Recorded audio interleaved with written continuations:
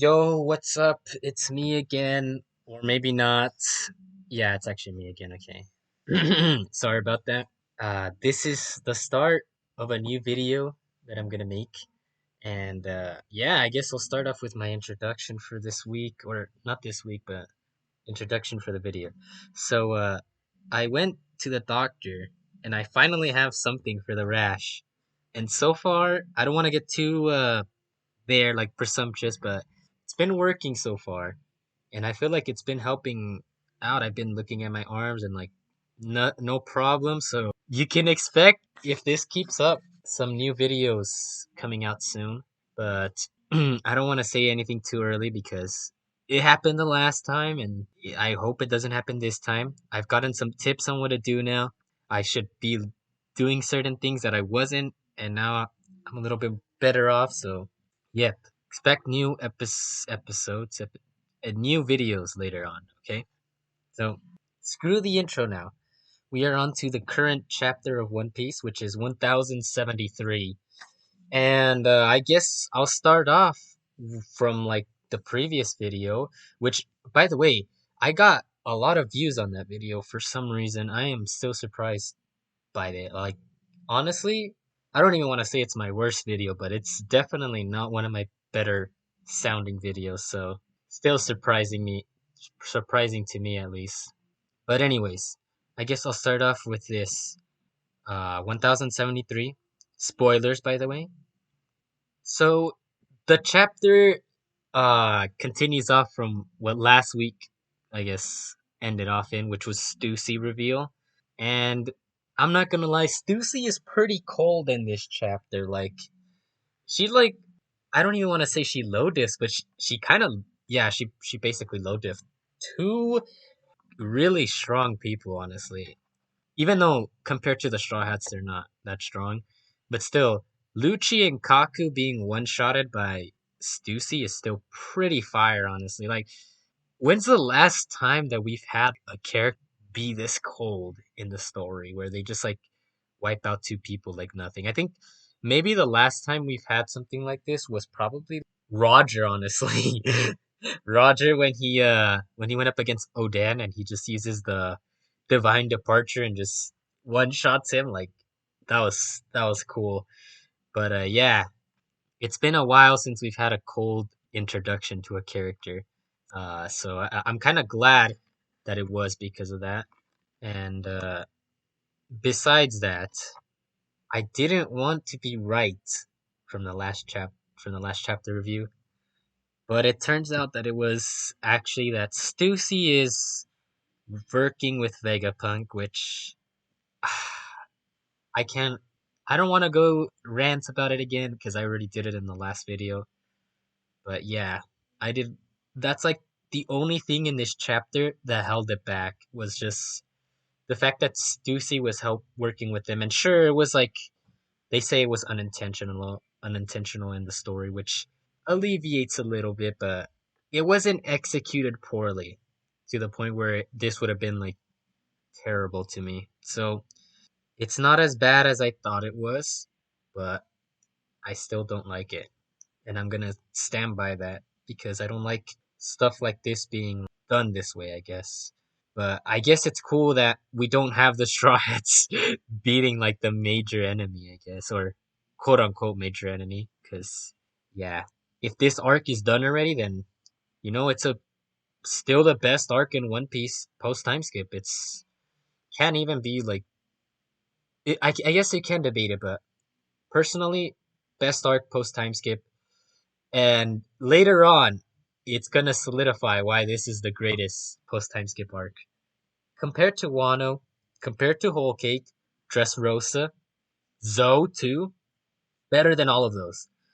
And even in my opinion, it would still rank top, probably top three for me in the series. Although it couldn't land the perfect ending that I would have wanted, it's still a really solid arc. So yeah, basically, Stussy's been working with them unintentionally because she's a clone of. It's honestly pretty cool though, but later on in the chapter, we get to see who she's a clone of. And I was honestly kind of surprised. I was like, what? it makes sense, but it was kind of surprising to me a bit. And I don't want to say it came out of left field, but I think it's really cool that we got to see it. It just played out beautifully is what I'm trying to say here. And yeah, after that, uh, you know, you have you have Zoro just having one of the like I don't even want to say coolest moments, but yeah, it is pretty cool. Like he goes up to the Mihawk Seraphim and he's like, "You still have a shred of humanity." That's just hyping up Mihawk more, in my opinion. Oh, I can't wait to see that, honestly. That's something I'm very excited about in the future. And the first half of the chapter ends with us finding out that Vegapunk is actually gone now. And that is actually.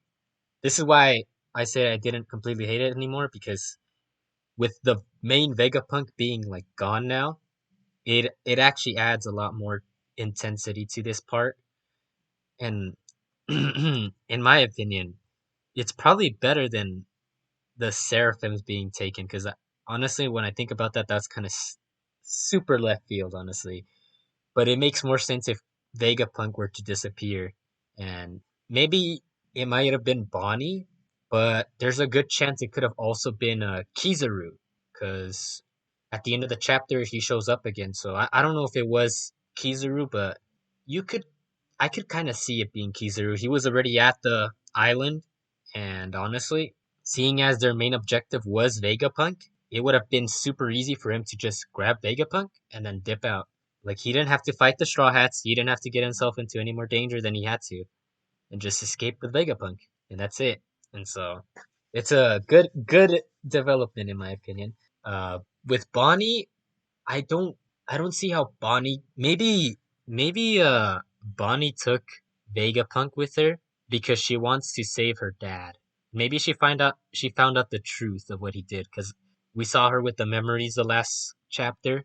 So it'll be interesting to see what comes of this development. As I said earlier, it's a good development, so yeah. And then we get to the final parts of this chapter, which is just the best parts of this chapter. So we get Weevil. He comes back. He's been gone for such a long time. And seeing him come back, not just normally though, he comes back in the most epic way possible by defending Whitebeard's homeland, which I honestly didn't have any respect for Weevil. I didn't really care too much about him, but after this chapter, he's pretty cool, honestly. I can at least say that he's not as I don't want to say useless, but he's not just like a random side character. He has he has a purpose basically, and I think it's cool to see how it's all tying back together again. And Ryokogu beats Weevil, so that's some people were saying potential redemption for him, and probably not, because like you gotta think about it like this: Ryokogu is an admiral. The fact that he got scared off by Shanks like that, come on, come on. That you can't save face after you get scared by Hockey. Imagine if Kizaru was scared off by Hockey. Shanks pulls up and he just throws off his Conqueror's Hockey and he just dips out instantly. Like imagine if that's what they showed off for Kizaru. But no, with Kizaru, we've actually had him fighting on par with top tiers like Rayleigh and yeah, basically Rayleigh and some of the Whitebeard commanders like Marco. What about Ryokogu? He has not even shown any of that, honestly. He goes up against an ex warlord who isn't even the strongest warlord. So I don't think that's saying too much about him. We'll need to see more to truly be able to say. And oh, let's not forget to mention that he also lost to Sabo and the Revolutionary Army. So he's taken two L's and one W. That's not enough to say he's redeemed himself in a sense. Anyways, the final part of this chapter is the oh oh yeah, I already mentioned it, but Stussy is actually like Miss Buckingham. Stussy is the one that has been following Weevil around, the one that says that she's the mom of of Weevil, and that Weevil is Whitebeard's son. And I think Weevil might be a clone. I should have probably mentioned this, but I just it just slipped my mind again because I wanted to get to the final part, but I'll be patient. So, yeah, Weevil might be a clone of Whitebeard, which makes sense honestly, but it doesn't seem like he's at his level already, at his level yet. And I don't know what Oda's gonna want to do with Weevil, seeing as the fact that he's probably a clone of Whitebeard. And I think it's pretty interesting, but I want to see what he does with Weevil as a character after he's been captured. I'm wondering if maybe you think they'll try to do something with him because he's going with to impel down. What if gosh, what if Buggy's fleet with Mihawk and Crocodile they go to impel down and they rescue both Doflamingo and Weevil? That would be pretty interesting, honestly. Although we can't say that's what's gonna happen, but it is a potent. There's potential for something to happen there with him being taken to prison now. So yeah, let's get to the final part of this chapter, which by far is the greatest thing that we've seen in a like not even I don't want to say it's the greatest thing, but it is definitely very hype. Some of the biggest hype we've had in a while. And it's one of the five elders is actually gonna do something in the story. Besides just like standing there and getting angry. And it's like it's honestly pretty cool. I wonder if he's like genuinely powerful or if he's just there, you know. He's just gonna be like, "Oh, well, I guess we're gonna have to kill you off, Vegapunk or whatever, whoever he mates, which is most likely Vegapunk." But I wonder if he's like strong. Some people were saying that he was potentially an ex admiral, which ooh, that would be pretty cool, honestly. And yeah, besides the height reveal of one of the elders, I don't really have much to say besides that. Just that these last couple of chapters, no, not just these last couple of chapters, but again, reiterating this, Egghead is the goat of post time skip, and I don't think there's much that can change it. The ending of this chapter just proved it otherwise, and honestly, that's all I gotta say. So, have a good day or good night, or don't have a good day or good night if you hate uh, having good days. You want to feel depressed or something. I don't know. But if you don't want to feel depressed, then yeah. See you later, alligator. I forgot to chill a bit. Like the video if you made it this far, or maybe not actually. Subscribe, I guess, or don't. Unsubscribe actually, because then you can subscribe again. Maybe. I don't know honestly. Bye.